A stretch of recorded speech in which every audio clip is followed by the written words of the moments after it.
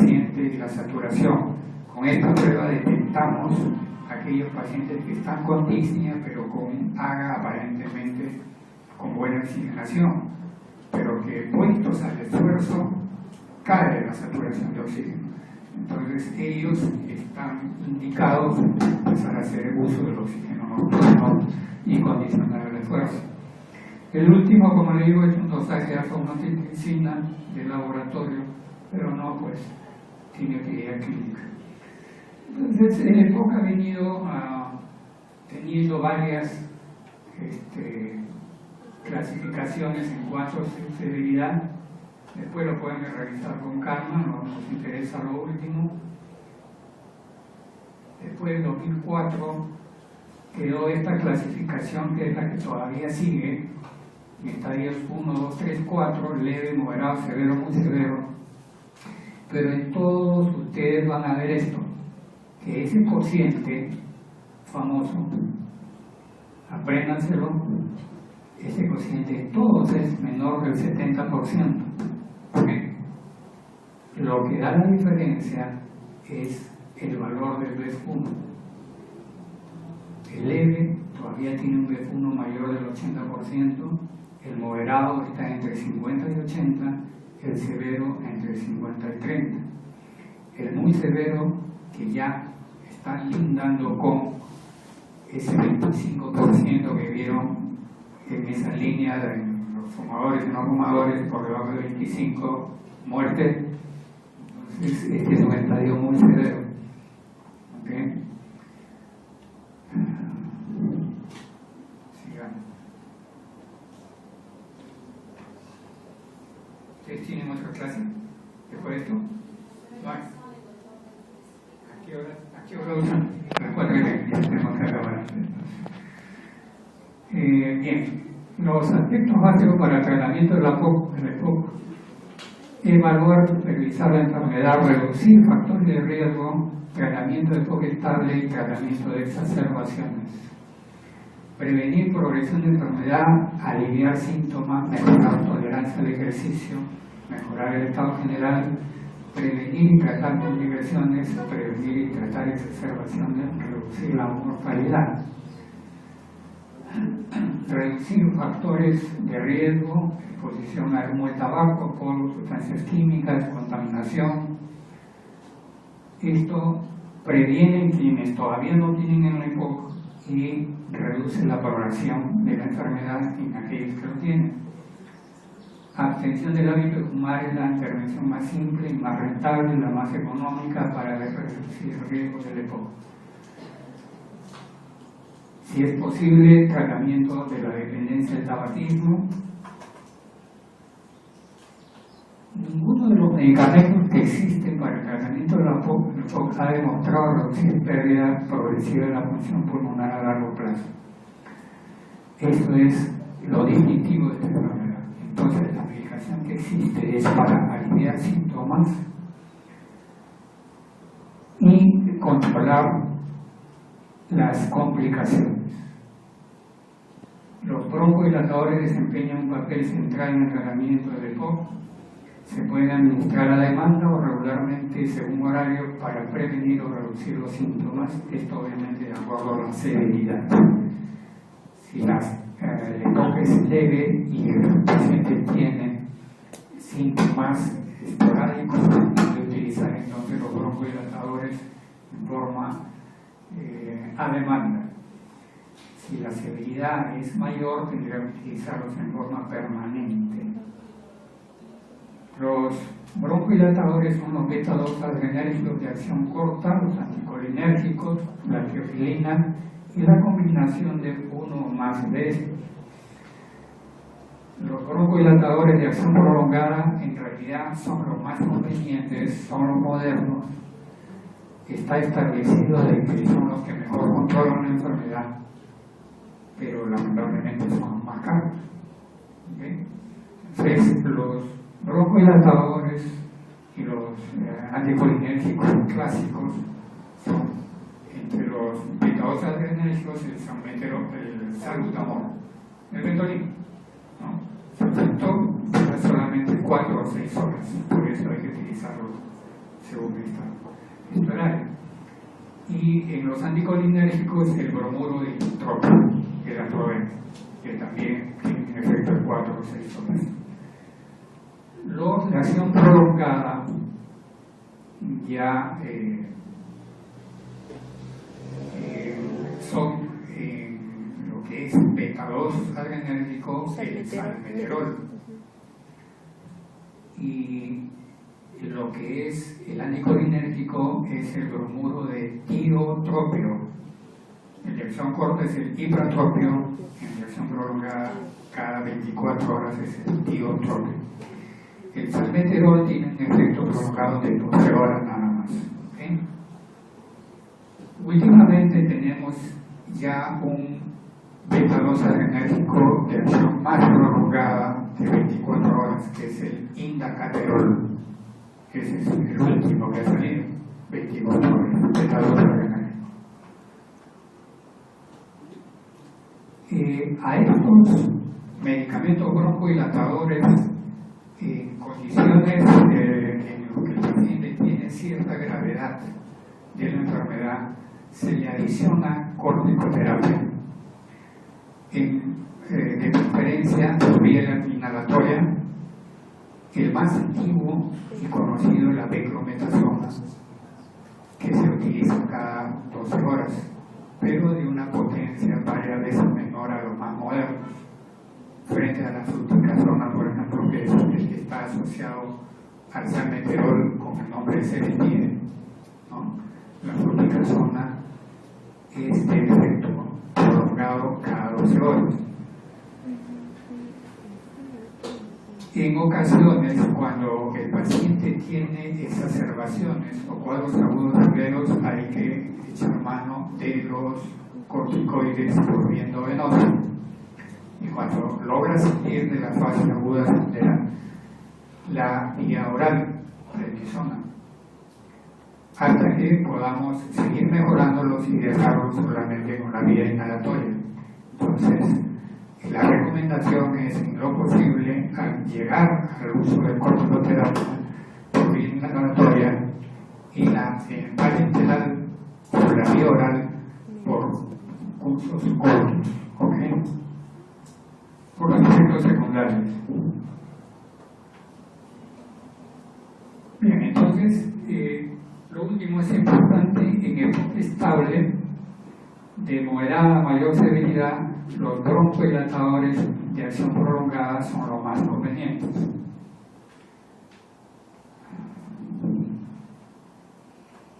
Bien, esto ya lo acabamos de mencionar.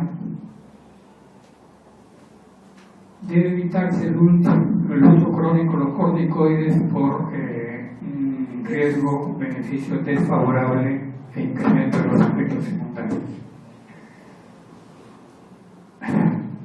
Rehabilitación física es importante para mejorar tolerancia al ejercicio, la mejoría de los músculos respiratorios, diafragma. Con esto mejoran los síntomas como disnea y fatiga. Y en aquellos pacientes que ya estén con insuficiencia respiratoria, con hipotonía demostrada en la gasometría o con desaturación frente al ejercicio, la administración de oxígeno a largo plazo, más de 15 horas por día, y de preferencia nocturna, esto ha demostrado que aumenta algo la sobrevida. Y obviamente aquellos pacientes con este problema de POC necesitan una vacunación antineumocócica y también vacuna para la gripe estacional cada año. La antineumocócica se coloca cada 5 años, la de vacuna estacional para la gripe cada año. Entonces, este es un cuadrito que ustedes pueden leer después para el manejo de los medicamentos en EPOC leve, EPOC moderada y EPOC grave. Aquí lo representamos a medida que el PEF1 en la espirometría se encuentra más reducido, es probable que necesitemos más recursos, iniciando con el abandono del tabaco, el agonista beta-2 a demanda luego en forma horaria, el anticolinérgico inhalado y o agonista de larga duración. Teofilina todavía se sigue usando porque en algunos pacientes que responden es útil. Si bajan con teofilina hay que usarlo. El glucocorticoide inhalado es la otra herramienta, la rehabilitación, la terapia física y la oxigenoterapia domiciliaria. Los tratamientos quirúrgicos muy puntuales se podría dar en aquel paciente, por ejemplo, que tenga una gran bula. A veces hay pacientes que hacen bulas del tamaño de prácticamente todo un lóbulo inferior, un lóbulo superior. Entonces, reduciendo la bula podría mejorar la capacidad vital del paciente. Pero son casos muy puntuales.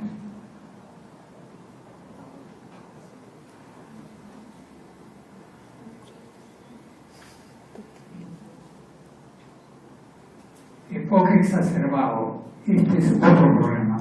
Ya no estamos en el paciente con EPOC que va a la consulta a controlarse y a recibir su medicación y que no tiene problema de insuficiencia severa. Y cuando ese paciente, por ejemplo, sufre una infección, puede pasar a la exacerbación, que consiste en el deterioro clínico del paciente con aumento de la expectoración, puede haber esputo purulento, aumento de la arritmia o combinación de estas. Generalmente hay una infección bacteriana, pero también puede ser una infección viral. Y otras veces simplemente por la contaminación ambiental. La contaminación puede exacerbar un EPOC. Difícil es poder determinar cuándo es la causa, pero obviamente si tiene expectoración purulenta debe ser infecciosa. Aquí después ustedes van a revisar los datos sobre la sintomatología, los signos que se pueden encontrar. En ellos seguramente si les hacemos una flujometría vamos a encontrar en el flujómetro menos de 100 litros por minuto. Entonces, aquí con EPOC exacerbado hay que utilizar los broncohilatadores, echamos mano de los que tenemos acción corta o de acción prolongada, asociados a corticoides orales, pero si la exacerbación ya es de mayor riesgo tendremos que utilizarlos parenterales. La decisión de hospitalizar depende de la clínica que trae el paciente, de la gravedad de la arritmia, de la presencia y insuficiencia respiratoria, de una primera respuesta a la terapia en la unidad de emergencia. Obviamente, si no hay mejoría, hay que hospitalizarlo, incluso llevarlo a la unidad de cuidados intensivos. Presencia de cor pulmonar y complicaciones como neumonía u otra comorbilidad. Recuerden que estos pacientes son de la tercera edad, o por lo menos mayores de 50, donde hay otras comorbilidades como arritmias, insuficiencia cardíaca congestiva, diabetes, insuficiencia renal, insuficiencia hepática. Muchos pacientes con EPOC tienen otros problemas clínicos crónicos. Bien, entonces, si hay incremento marcado de arritmia, hipoxemia progresiva, hipercapnia progresiva, cambios en el estado mental, incapacidad del paciente para cuidarse de sí mismo, o si ustedes tienen duda diagnóstica, no están seguros de que este paciente pueda ir bien con tratamiento ambulatorio, hospitalicen. ¿Y quiénes deben ir a los cuidados intensivos, a la UCI? Una anemia severa que no mejora con el tratamiento, cambio de conciencia, confusión letárgica, fatiga diafragmática, hipoxemia severa a pesar de que están usando oxígeno, y si la presión de oxígeno es menor de 50 y la hipercapnia, hay hipercapnia con acidosis respiratoria, ya con un pH menor de 730. Paciente con exacerbación grave, en lo posible hay que darle ventilación mecánica no invasiva, porque esto mejora la acidosis respiratoria, mejora el pH, disminuye la necesidad de ponerlo con tubo endotraqueal y ventilador mecánico, reduce la PSO2, mejora la frecuencia respiratoria disnea, disminuye estancia hospitalaria y mortalidad. Pero bien, ustedes dirán, ¿y qué cosa es ventilación mecánica no invasiva? Seguro que no la conocen. Ustedes lo que conocen es un paciente que lo han visto al costado de un ventilador mecánico con su tubo endotraqueal y todo ocupado en un montón de tubos, ¿no es cierto? Esa es la ventilación mecánica invasiva, porque el paciente lo invadimos con un tubo y lo colocamos en un ventilador. Pero existen técnicas no invasivas, que son máscaras con pequeños motorcitos conectados a oxígeno que dan presión, dan oxígeno terapia, pero con un flujo que tiene determinada presión que abre la vía aérea. Entonces, eso se llama ventilador mecánico no invasivo. Pues sí, vale. Pero lamentablemente los aparatos son caros y no hay mucho. En el hospital hay recursos que se dan para estos casos. Finalmente, si su paciente, a pesar de haber utilizado la ventilación mecánica no invasiva, no mejora, entonces hay que ofrecerle la ventilación mecánica. ¿Okay? Y esto tienen ustedes que decidirlo en forma inmediata, porque cuando ustedes se enfrenten a un paciente con exacerbación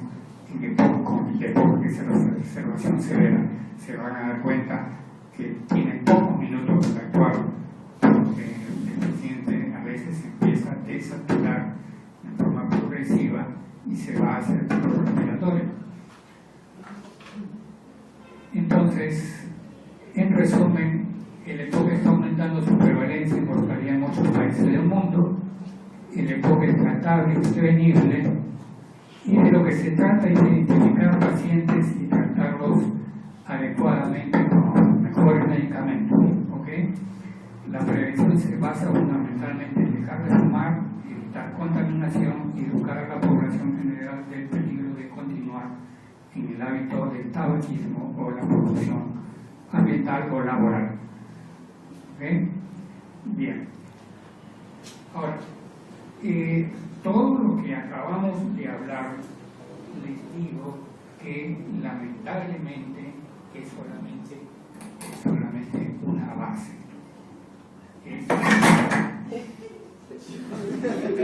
Parece que se asustó con lo que dijo.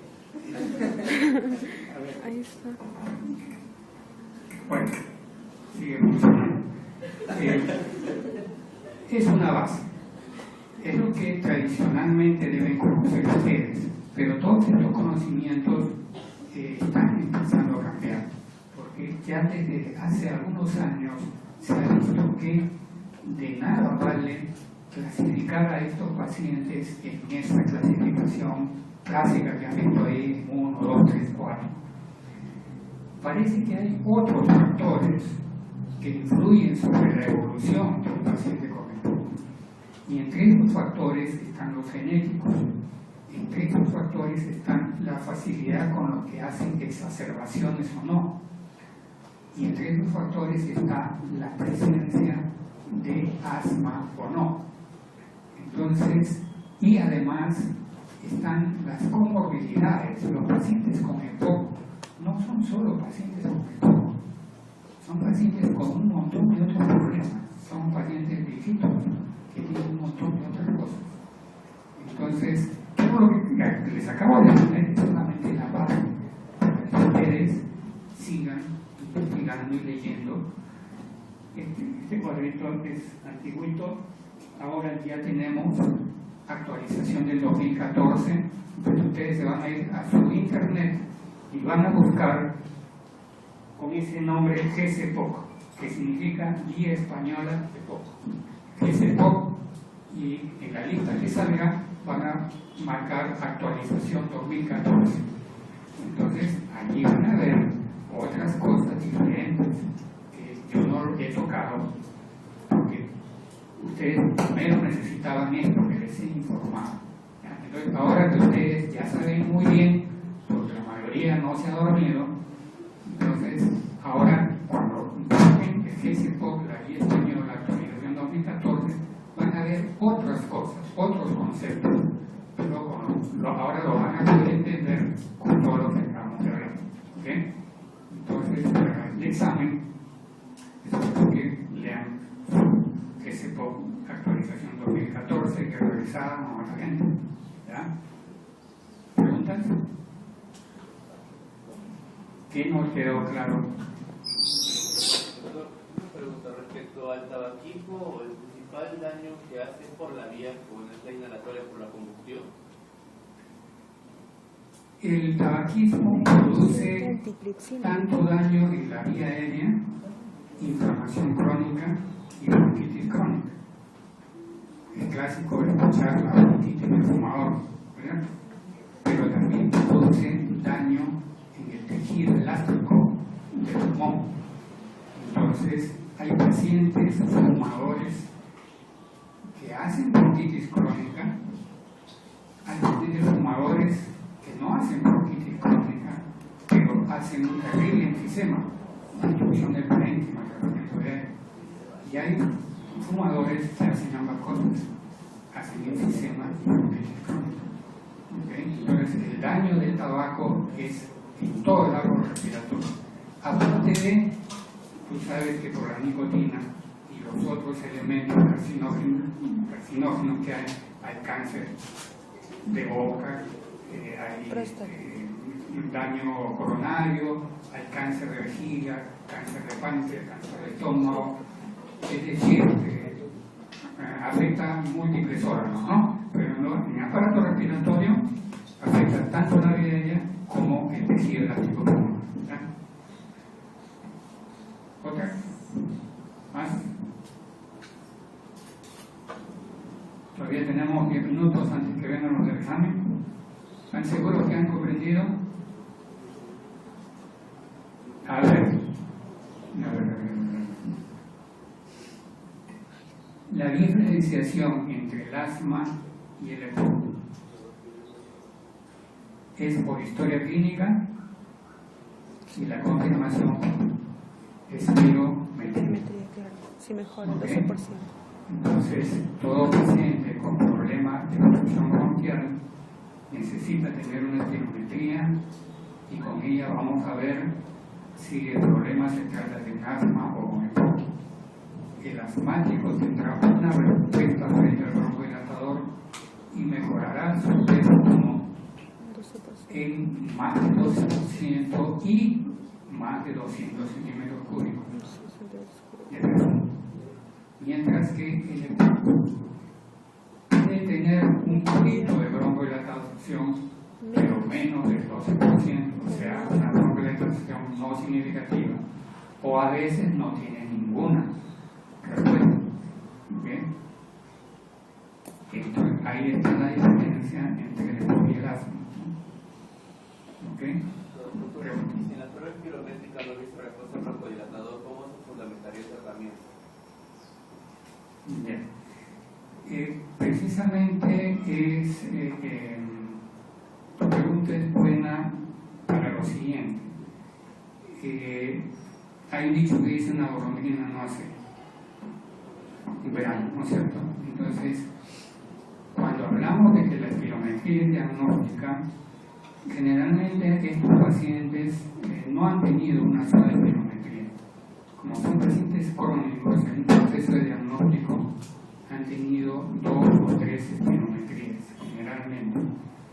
Entonces, a veces se da el caso, por ejemplo, como el que he tenido esta semana, de una paciente con duda diagnóstica entre si era EPOC o si era asma, porque esta paciente de 69 años había adquirido la sintomatología del broncoespasmo a los más o menos 59 o 60 años, o sea, casi en la tercera edad, y no tenía historia de asma en la niñez.